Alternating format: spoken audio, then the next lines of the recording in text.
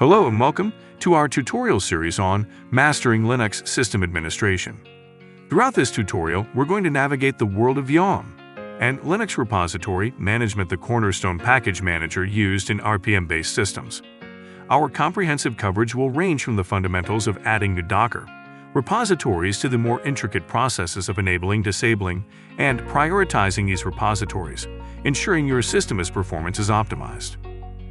Our learning tutorial will cover adding the Docker repository, enabling and disabling repositories, removing repositories, listing and verifying repositories, saving configurations and setting priorities, package management commands. And we will learn how to use YAWM command as well as in details at Red Hat-based Linux system. By the end of this tutorial, you'll be well equipped with the necessary tools and knowledge to confidently manage Docker repositories. So, grab a cup of your favorite beverage, and let us immerse ourselves in the world of Linux repositories.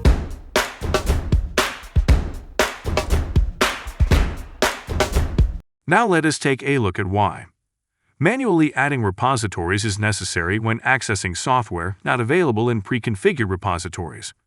This allows for custom or updated software installations, catering to specific needs beyond the default system offerings.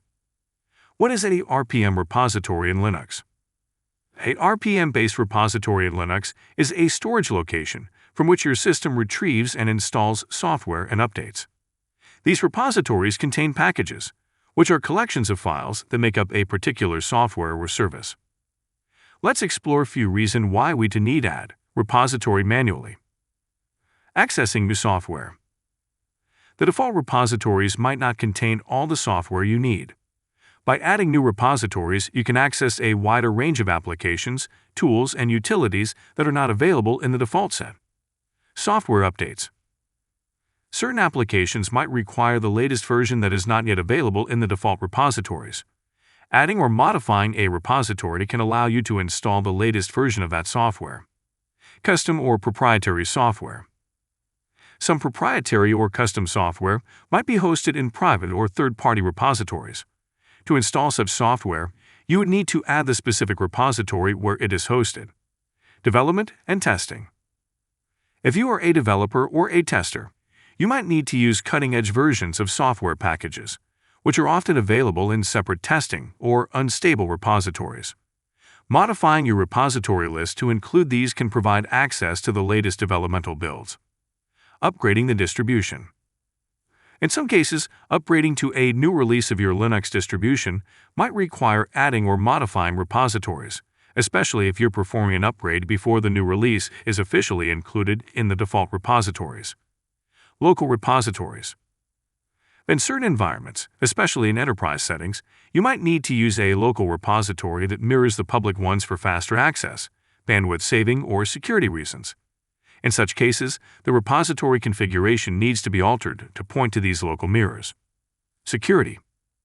But sometimes, for security reasons, organizations choose to use specific repositories that are regularly vetted and maintained for security compliance. This can require modification of the default repository settings. End-of-life software. When a particular version of a distribution reaches its end of life, its repositories may no longer be maintained. Users of such distributions may need to switch to alternative repositories to continue receiving software updates. Now let us jump into the lab, where we'll explore package management using YAWM and delve into repository management, essential skills for mastering Linux systems. Let us start by logging into a Red Hat Linux system. Once logged in, we will initiate a system update by entering the command YAWM update in the terminal. This command checks for updates in all enabled repositories and updates the packages to their latest versions. Install a package. To install a new package, use sudo yum install vim. This command will install the Vim Note Page Editor package, along with any dependencies it requires. For instance, installing a web server like Apache would involve typing sudo yum install httpd. Now let's verify both packages installed properly by typing sudo systemctl status httpd As you can see, it's running and looks perfect. Now about Vim status, we can type Vim -- version. As you can see the output and showing version number and more details. Update a package. For updating a specific package, the command is sudo yum update vim in our case. This will update your chosen package to its most recent version available in the repositories. It is particularly useful for ensuring critical applications like security tools are up to date. Now take a look how we can remove a package. If you need to remove a package, the command is sudo yum remove vim. This removes the specified package from your system. It is a straightforward way to declutter your system or remove software that is no longer needed. What is if you want to search for a package and its details? When searching for a specific package or a package related to a certain function, use yum search vim. This will list all packages in your repositories related to the keyword. For example, searching for a text editor would be yum search text editor. What if you need to list installed packages?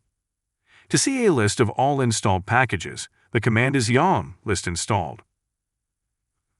This displays every package that has been installed on your system, making it easy to review and manage your installed software. These commands are foundational for managing software on Red Hat Linux, equipping you with the skills to install, update, manage, and remove packages efficiently. They are particularly crucial for maintaining system security, performance, and ensuring you have all the necessary tools and applications for your tasks.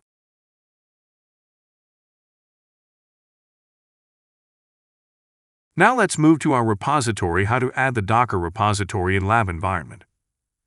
Before adding repository, let's see how to locate the repository configuration files, where yum repositories are defined.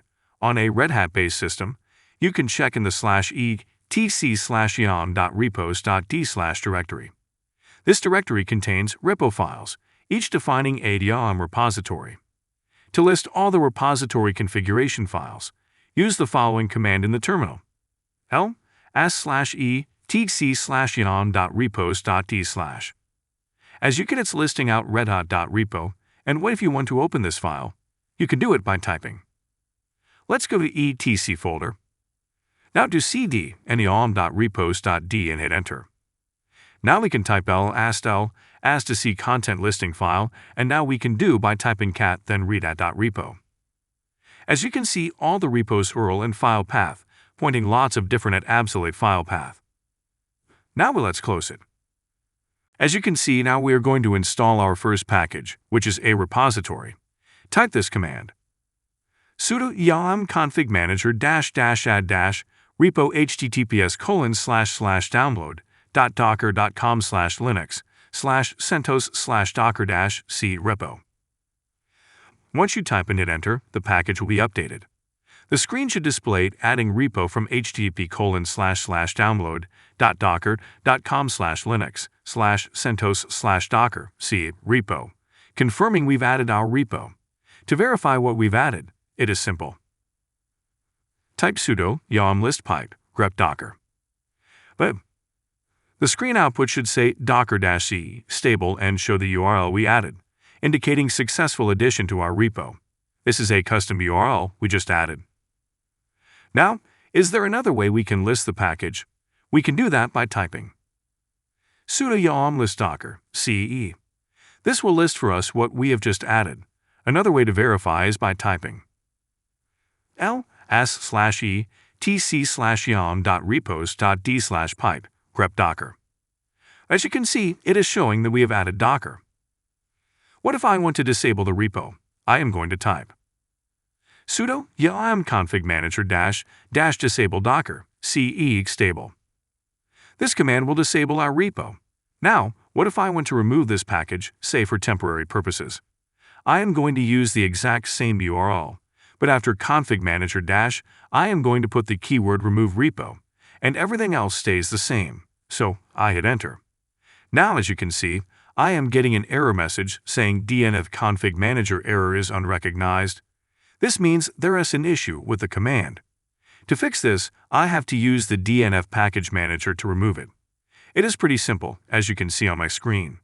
If I get an error message with the yum command to remove, I can use sudo dnf remove docker ce. Now that has been removed. To verify, it is simple.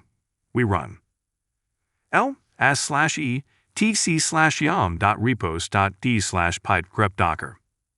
This is how you remove a package. You can also see anything you have disabled, which we have done so far. Now, what command are you going to run to save it? It is simple. You can say sudo yum config manager -save docker -ce stable. That is the package name docker. If you want to save other than the package, just note that if you press enter, that is going to be saved. Sometimes you have to prioritize your package.